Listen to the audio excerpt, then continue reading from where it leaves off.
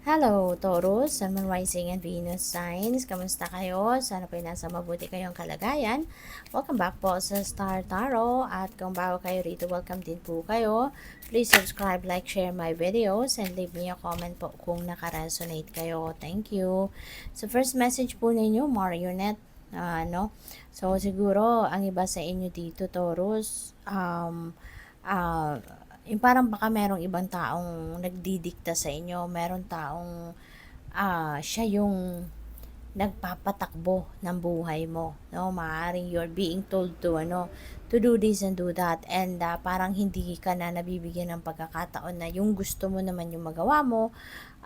Yung bang parang ginagawa kang puppet ng kung sino man. So pwedeng sa pamilya ito, no? Or pwede rin na sa trabaho ito.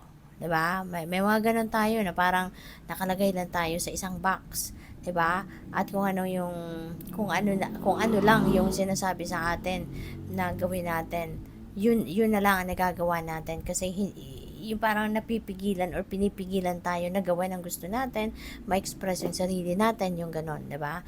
Na yung parang ginagawa tayong utusan lang talaga. So maaari na ang iba sa inyo may mga ganong sitwasyon, no, na hindi nagkakalakas ng loob ang iba sa inyo dito na umalma or alam mo yun, magawa ninyo yung gusto din ninyo kasi nga you're being prevented from being yourself, no? But of course, this is a reading for the collective, so hindi ito magre-resonate sa lahat, okay? Kung ano lang yung magre-resonate sa inyo, yun lang ang kunin ninyo, alright?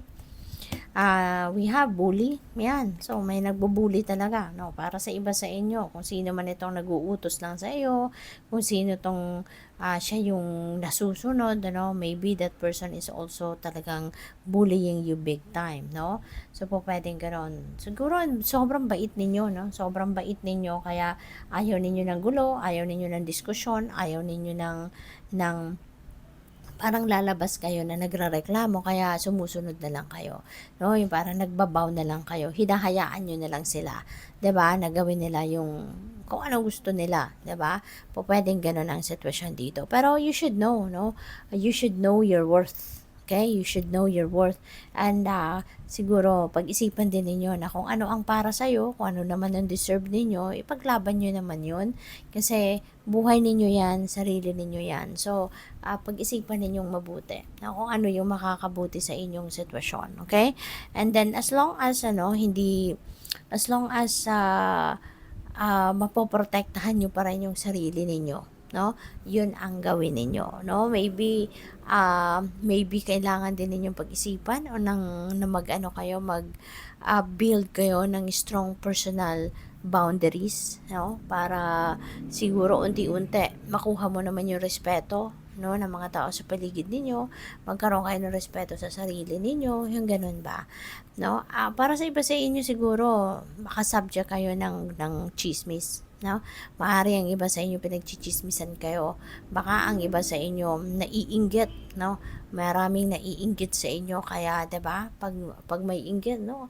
Ay mga inggitero at inggitera na 'yan, gumagawa yan ng kwento, nagmamanufacture ng kwento na pwedeng ikasira ninyo kasi out of inggit, 'di ba?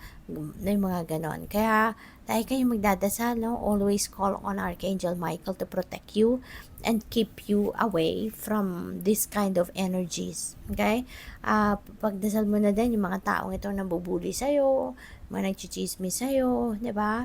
Kasi they don't know, no? For sure, they don't know the consequences of what they're doing. Maybe they are not realizing na karma is always at play, di ba? Kaya, ipagdasal mo na lang din sila.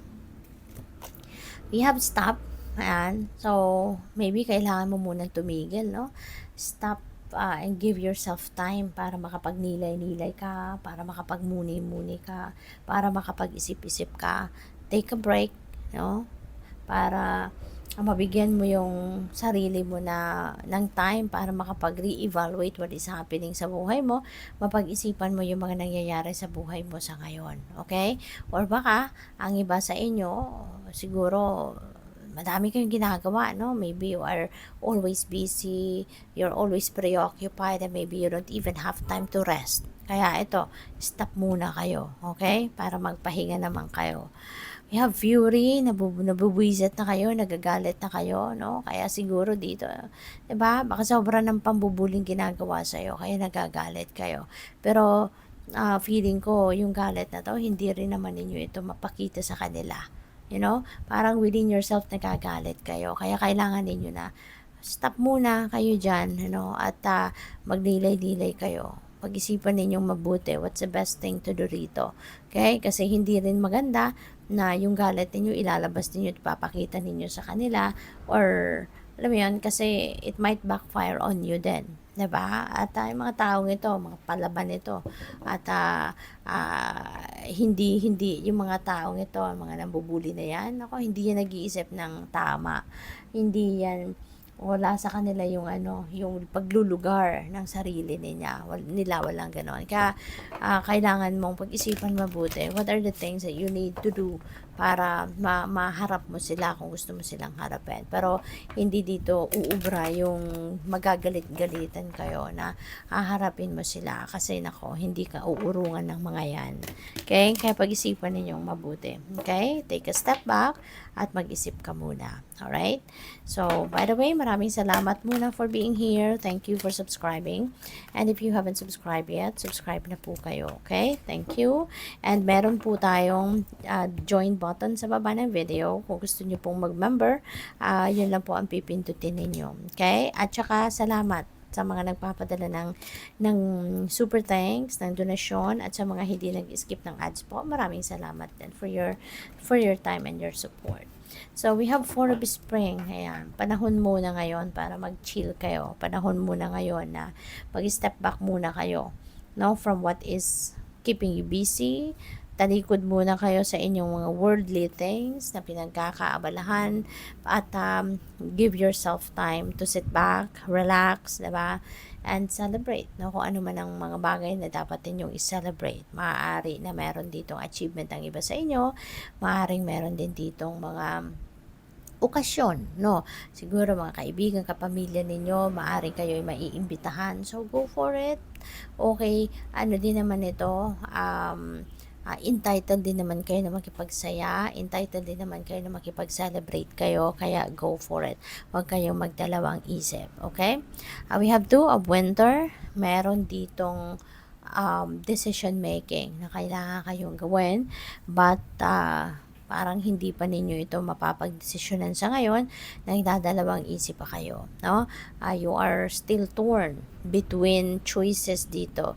Maaari din na hindi pa konkreto yung pagbabasehan ninyo rito, or hindi pa kayo sigurado sa maging desisyon ninyo, kaya parang teka lang muna, no? Hindi pa ako handa para rito, yung ganon. With the Princess of Winter, things are going to change. So, napakaganda kasi meron ditong pagbabago sa inyong mga sitwasyon. Okay? There could be a lot of information na pwedeng dumating dito na pwedeng makatulong yan sa pagdedesisyon ninyo, diba? Pwede rin na makatulong yan na mabago ang inyong sitwasyon sa ngayon. So, there could be a lot of thinking na kailangan ninyong gawin sa ngayon para makapagdesisyon kayo, no, sa mga bagay-bagay sa buhay ninyo sa ngayon.